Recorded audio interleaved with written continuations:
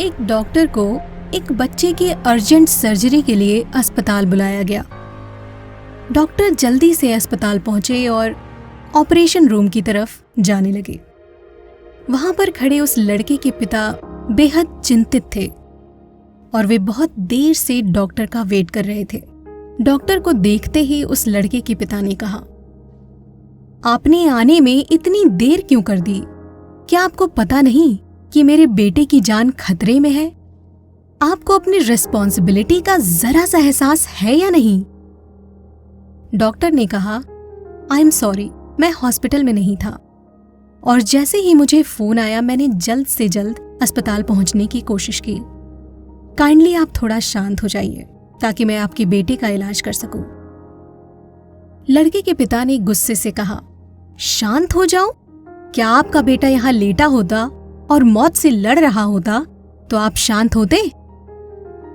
Doctor ने मुस्कुराते हुए कहा, मैं अपनी तरफ से पूरी कोशिश करूंगा, जैसा कि हमेशा करता हूं, और आप भी अपनी तरफ से पॉजिटिव रहने की कोशिश करें। सलाह देना बहुत आसान है, असल बात तो यह है कि आपको तो कोई फिक्र ही नहीं है। लड़के के पिता ने मन ही मन में कहा। कुछ घंटों के सर्जरी के बाद डॉक्टर बाहर आए और लड़के के पिता को कहा, थैंक गॉड, आपका बेटा अब सेफ है।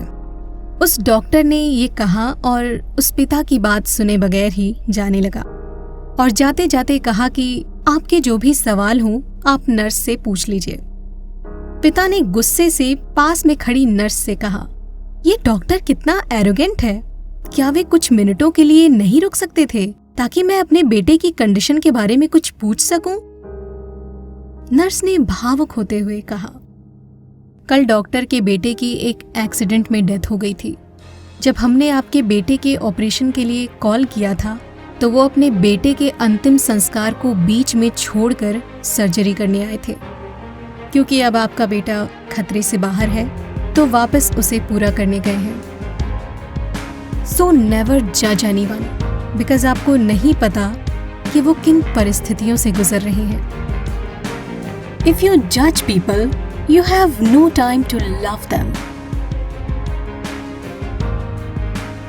अगर आपको वीडियो पसंद आई हो तो इसे लाइक करें और नए वीडियो की अपडेट पाने के लिए सब्सक्राइब करें। Thanks for watching.